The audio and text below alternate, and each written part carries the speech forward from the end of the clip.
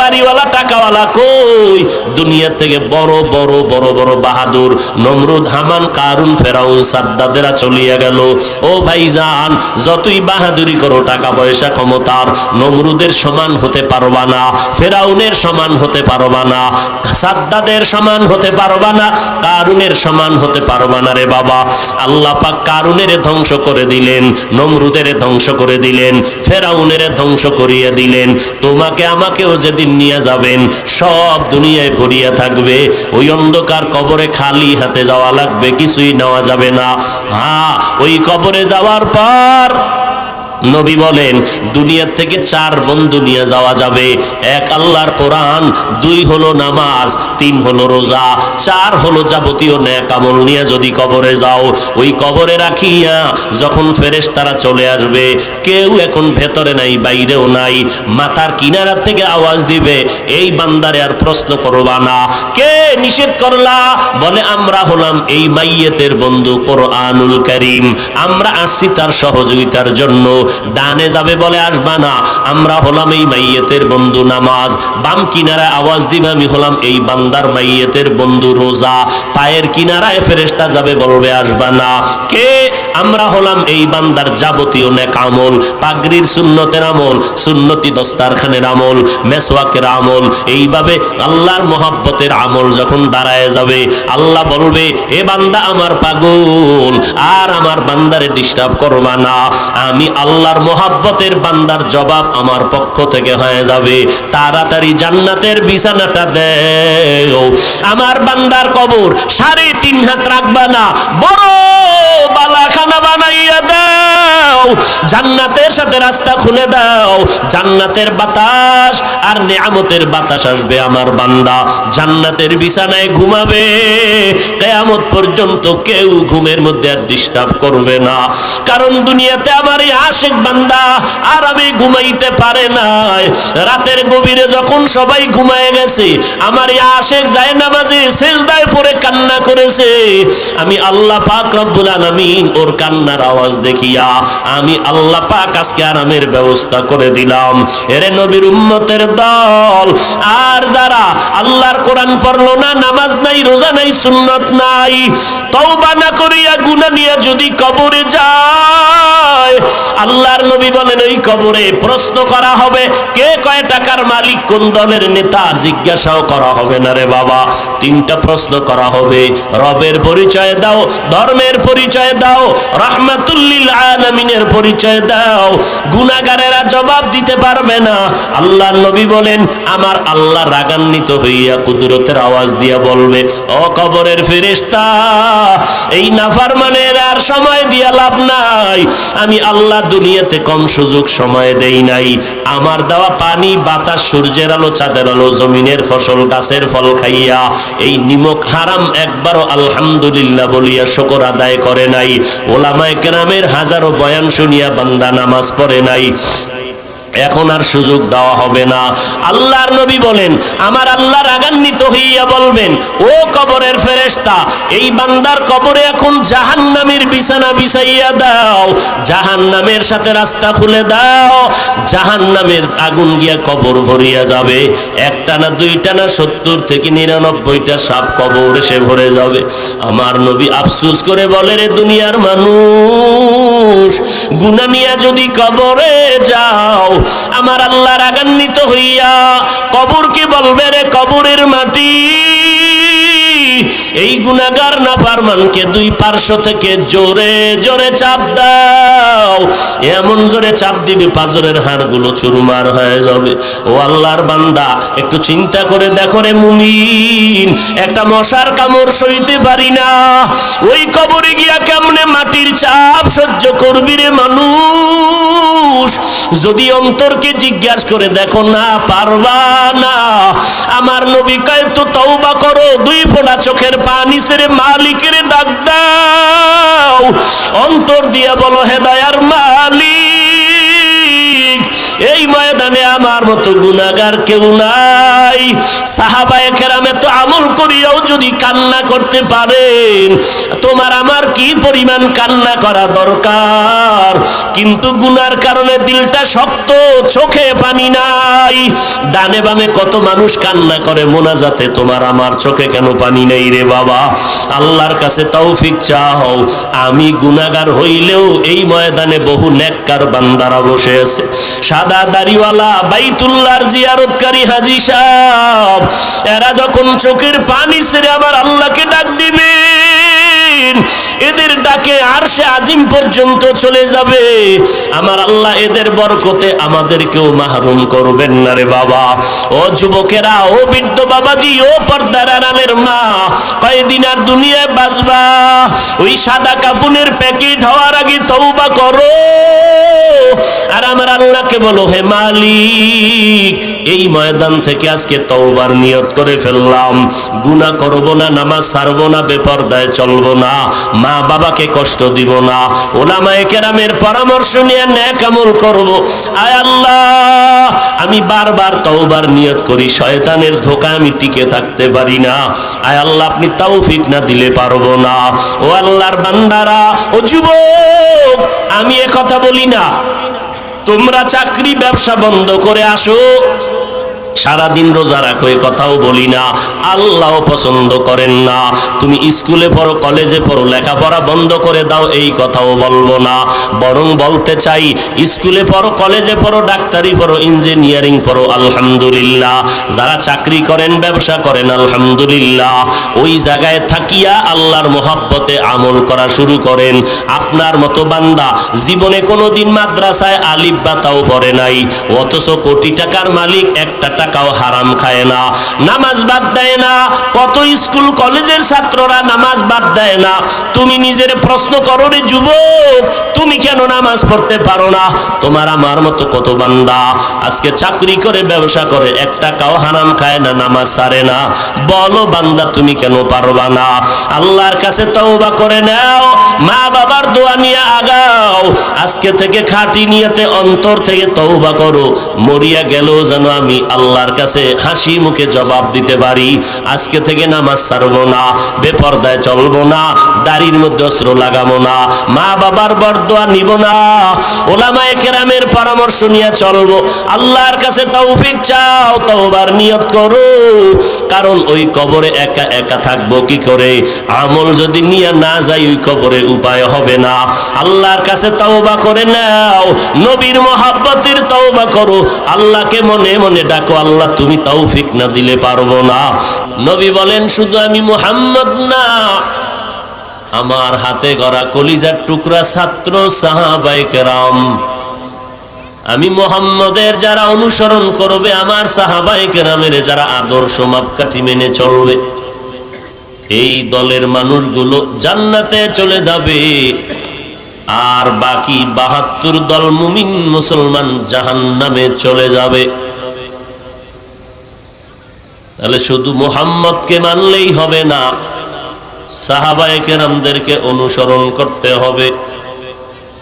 কারণ সাহাবায়ে কেরামদেরকে যদি মানা না হয়, মানুষ পরিপূর্ণ ইসলামের উপরে চলা কঠিন হয়ে যাবে। অতএব এই দুনিয়ার ভেতরে সাহাবায়ে কেরামদের যারা বিরুদ্ধাচরণ করবে, সমালোচনা করবে, এদেরকে চিহ্নিত করে নাও, এরা ৭২ দল জাহান্নামীদের অন্তর্ভুক্ত।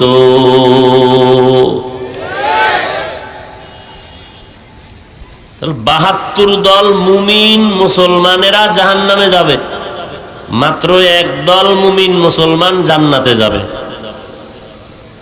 এবার বুঝেন জান্নাত কত কঠিন। জান্নাত পাওয়া যদি সহজ হইতো, নবীরা যাদের কোনো গুনাহ নাই, তারা কেন জীবন ভর কান্না করেছেন? এমনকি আমার নবীর কোনো গুনাহ নাই, আমার নবীও সারা রাত নামাজে দাঁড়াইলেন। আম্মা জান আয়েশা বলেন, আমি তাকায় দেখি নবী দীর্ঘ টাইম দাঁড়িয়ে নামাজ পড়ার কারণে পা মোবারক ফুলে যাইত। নবীর কষ্ট দেখে আমি আয়েশা বলতাম, পয়গম্বর আপনি এত কষ্ট কেন করেন? আপনার কোনো গুনাহ নাই, এত কষ্ট কেন করেন? নবী বলেন, আফালা আকুনা আবদান শাকুরা। ও আয়েশা, যে আল্লাহ আমাকে অনেক নেয়ামত দান করেছেন, ওই আল্লাহর জন্য কি আমি একটু হলেও কৃতজ্ঞতা প্রকাশ করব না? আমি তো শুকরগুজার বান্দাদের অন্তর্ভুক্ত, আমি তো অকৃতজ্ঞ বান্দা না। আমার নবীর কোনো গুনাহ নাই, এরপরেও কেন নবী 100 বার দৈনিক ইস্তেগফার করেছেন? আমার নবীর কোনো গুনাহ নাই, এরপরেও কেন সারা রাত নামাজে কাটাইতেন? আমার নবীর কোনো গুনাহ নাই, এরপরেও কেন এত ইবাদত করতেন? এরপরে নবীর হাতে গড়া সাহাবা, লক্ষ লক্ষ সাহাবা, এদের মধ্য থেকে 10 জন সাহাবা জমিনের মধ্যে জিন্দা অবস্থায় জান্নাতের অগ্রিম সুসংবাদ পেয়ে গেলেন। এই 10 জন সাহাবা জান্নাতের সার্টিফিকেট পাওয়ার পর মরণ পর্যন্ত কান্না করেছেন, আমার কবরে হাসরে কি উপায় হবে? আপনার আমার তো কোনো আমলই নাই, টুকটাক যা করি তাও কবুলিয়তের গ্যারান্টি আসেনি। নাম্বার 3, 1 নাম্বার কোনো আমল নাই। নাম্বার 2, আমল যদি থাকে সেই আমলটা কবুল হওয়ার কোনো গ্যারান্টিও। 3 নাম্বার, যদি আমাদের কোনো আমল আল্লাহর আদালতে কবুল হয়ে যায়, ওই আমলটার সওয়াবও বরবাদ হয়ে যাইতেছে নিজেদের অহংকার আর ব্যবসার কারণে। আমার মতো নামাজি আর কে আছে? সি সি করে তাড়ায় দেয়। আমার মতো পাগড়িওয়ালা কে আছে? আমার মতো দাওয়াতের কাজ করনেওয়ালা কে আছে? আমার মতো পর্দা করনেওয়ালা কে আছে? এই জন্য আমি মাঝে মাঝে বলি, কিতাবের মধ্যে পেয়েছি আল্লাহর একজন ওলিয়ে কামেল, আল্লাহর পেয়ারা বান্দা বয়ান করে বলেছেন কিতাবের ভেতরে, কখনো কখনো মানুষ নেক আমল করার কারণে আল্লাহর রহমত থেকে দূরে যায়, আবার কখনো কখনো কোনো মানুষ গুনাহ করার কারণে আমার আল্লাহর রহমতের দরজার কিনারায় আসে। নেক আমল করে আল্লাহর রহমত থেকে দূরে, গুনাহগারেরা আল্লাহর কাছে। কেন? বলে নেক আমলকারী অহংকারী হয়, অহংকার করতে করতে করতে করতে আল্লাহর রহমত থেকে অনেক দূরে সরে যায়। আর যারা অন্যায়কারী গুনাহগার, ও গুনাহ করে আবার নিজের লজ্জা মাথা উঁচু করে না, নিজের বড় ছোট মনে করে। এক সময় দেখা যায় নেক আমলকারী অহংকারী, তওবা করারও সুযোগ হয় না। আর একজন গুনাহগার জীবনের শেষ একটা সময়ে সে যখন আল্লাহকে ডাক দেয়, সাথে সাথে বান্দার সব গুনাহগুলো মাফ হয়ে যায়। আল্লাহ তাআলা ওই বান্দাকে মুহূর্তে গুনাহ মাফ করিয়া তার নাম জান্নাতীদের খাতায় লিখে দেয়।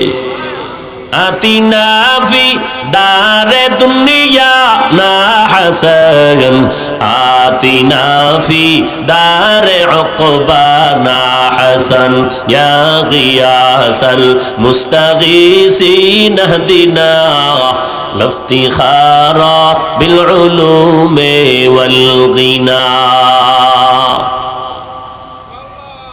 এই জন্য আমলের দরকার আছে না নাই? আমলের জন্য 2 জিনিস লাগবে। কয় জিনিস? 1 নাম্বার আমার মালিকের তৌফিক। আমার আল্লাহ যদি তৌফিক না দেয়, বান্দা কখনো ভালো কাজ করতে পারে না, নেক আমল করতে পারে না। 2 নাম্বার লাগবে মুরব্বিদের কলিজার মহব্বতের দোয়া। দোয়া না করলে কাজ হবে না। আপনিও দোয়া করবেন, আমিও দোয়া করব। আর একজন খাঁটি আল্লাহওয়ালা বুজুর্গ দোয়া করবেন। আল্লাহওয়ালার দোয়া আল্লাহর কাছে যত তাড়াতাড়ি কবুল হবে ওই পরিমাণ দোয়া কবুল। আপনারটা হবে না, আমারটা হবে না, কারণ আপনার আমার জবানটা গুনার কারণে নাপাক, চোখ দুইটা নাপাক, হাত দুটো নাপাক, অন্তর নাপাক। নাপাক জবান দিয়া আল্লাহকে ডাকলে আল্লাহ পাক সাড়া দিতে চান না। আল্লাহ বলে, তোর মুখটারে তো আমি নাপাক করি নাই, মায়ের গর্ভে রক্ত লাগাইয়া জবানটারে নাপাক করি নাই। আমি আল্লাহ তোরে মায়ের গর্ভে জবানটা রেখেছিলাম পাক, কারণ তুই দুনিয়াতে গিয়া এই জবান দিয়া আমি আল্লাহর নামটা মোহব্বতে উচ্চারণ করবি। আজকে সেই জবানটারে মিথ্যা কথা বলে নাপাক করেছো, গীবত শিকায়াত করে নাপাক করেছো, গালাগালি করে নাপাক করেছো রে বান্দা। অতএব তোর মিথ্যা জবানের ডাক আমি আল্লাহ কবুল করব না। জবানটারে পবিত্র করো। এই জন্য আল্লাহ পাক বলেন, আমি মুমিনদেরকে দুইটা আদেশ দিলাম, যারা মানবে তাদের জন্য নগদ দুইটা পুরস্কারের ঘোষণা দিলাম। এক নাম্বার আদেশ হলো, জমিনের মানুষ, এই মুমিনেরা, বেঈমানের বলি নাই, কারণ কোন বেঈমানের জান্নাত দিব না। জান্নাত আমি দিব শুধু আমার কলিজার মুমিন বান্দা বান্দি, যারা ঈমানওয়ালা, যারা আমি আল্লাহকে মানে, যারা আমার নবী মানে, আমি আল্লাহ তাদেরকে জান্নাত দিব। অতএব আমি আল্লাহ তোমাদের পরামর্শ দিলাম, জান্নাতটা যদি পেতেই চাও দুইটা আদেশ পালন করো। এক, আমি আল্লাহকে ভয় করবা, জমিনে আর কাউকে ভয় করবা না। যদি আল্লাহকে ভয় করো, দুনিয়ার সব বাহাদুরেরা তোমারে ভয় করতে বাধ্য হবে। हर के दारत खौफे हक दर दिल मदागम जन्नतुल मअवा देहद उरा मकाम जुज़्बा हक़ची ज़े मखाज़ इंसुजा फज़ले उआ मस्ते दर जुमला जहा। भय करबो काके? দোয়া দরকার আছে না নাই? একটা রিকশাওয়ালারও দোয়া কবুল হতে পারে, কারণ দোয়া কবুল হওয়ার জন্য বিশাল বড় টাইটেল পাস, কামেল পাস, বড় টাইটেলওয়ালা, বিশাল বড় পাগড়িওয়ালা হওয়া শর্ত না। দোয়া কবুল হওয়ার জন্য অন্তর গুনাহমুক্ত হওয়া শর্ত। অন্তরকে গুনাহমুক্ত করো। এই অবস্থায় যদি কোনো গরিবও দোয়া করে, সাথে সাথে কবুল হয়ে যায়। আল্লাহ আমাদের কবুল করেন।